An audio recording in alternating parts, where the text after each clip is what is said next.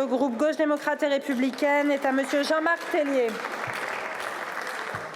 Madame la Présidente, Madame la Ministre de l'Éducation nationale, chers collègues, depuis des mois, l'Éducation nationale vit à travers une avalanche de déclarations et d'annonces ministérielles.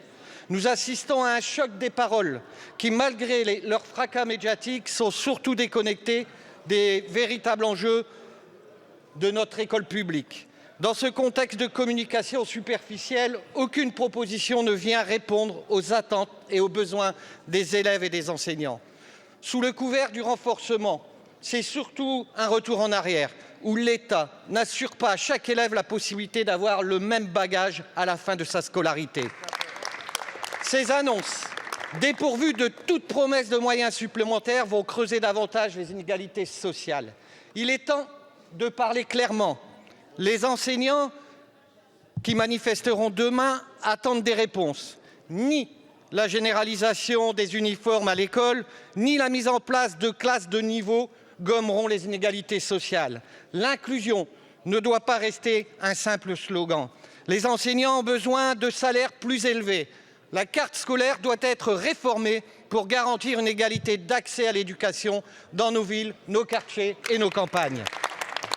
Partout en France, la dégradation de notre école continue. Dans mon département, le Pas-de-Calais, force est de constater que la future carte scolaire prévoit la suppression de 89 postes. Pourtant, chaque jour, c'est 96 classes qui se retrouvent sans professeur, faute de remplacement.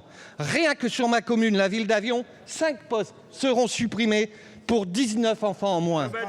Je sais, Madame la Ministre, que les remplacements sont un sujet qui vous préoccupe. Alors quand deviendront-ils une priorité absolue?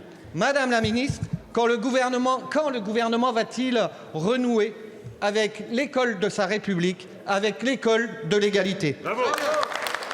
Je vous remercie. La parole est à Madame Amélie Oudéa-Castéra, ministre de l'Éducation nationale, de la jeunesse, des sports.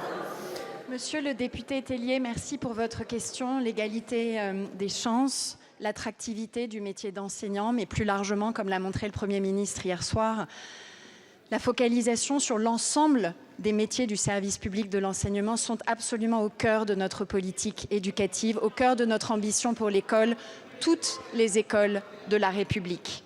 Je voudrais souligner que la carte scolaire est le résultat d'un travail continu entre des services académiques et départementaux, en lien étroit avec les collectivités locales.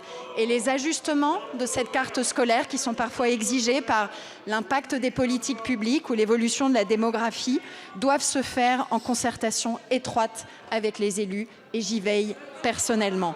Sur le sujet des remplacements, qui est en effet une problématique décisive, nous avons décidé de la traiter prioritairement.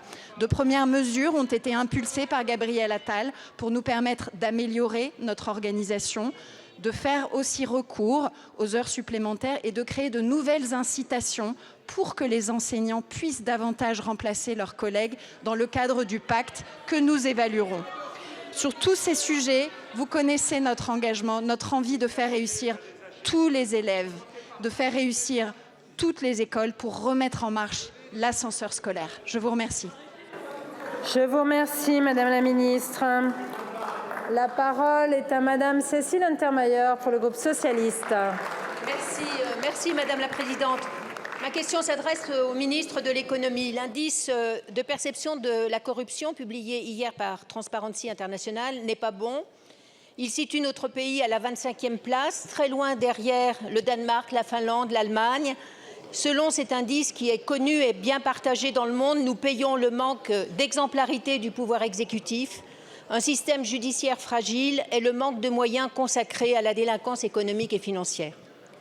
Sur le premier point, convenons que les derniers signaux envoyés sont mauvais et aggravés par la nomination de ministres qui n'emportent pas tous la confiance et le silence sur la proposition réitérée de l'Observatoire de l'éthique publique de nommer un déontologue au gouvernement comme partout ailleurs.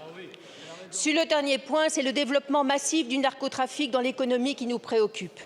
Un développement qui trouve, nous le savons tous, son terreau dans une corruption sans limite. Hier, lors de la déclaration de politique générale, le Premier ministre a rappelé que la France n'est pas n'importe quel pays, qu'elle dispose d'un héritage moral remarquable et affirmer devoir identifier tous les ressorts sur lesquels on peut agir. Gouverner, certes, n'est pas facile, mais l'engagement dans une politique publique de lutte contre la corruption doit être total. Elle doit nous rassembler et être débattue ici, en séance publique. Alors, Monsieur le ministre de l'Économie, sur quel ressort le gouvernement entend-il agir pour combattre cette corruption qui mine la démocratie et ruine la confiance des Français? Êtes-vous partant pour engager collectivement ce combat et en débattre ici, en séance publique? Je vous remercie. La parole est à Monsieur Bruno Le Maire, ministre de l'Économie et des Finances.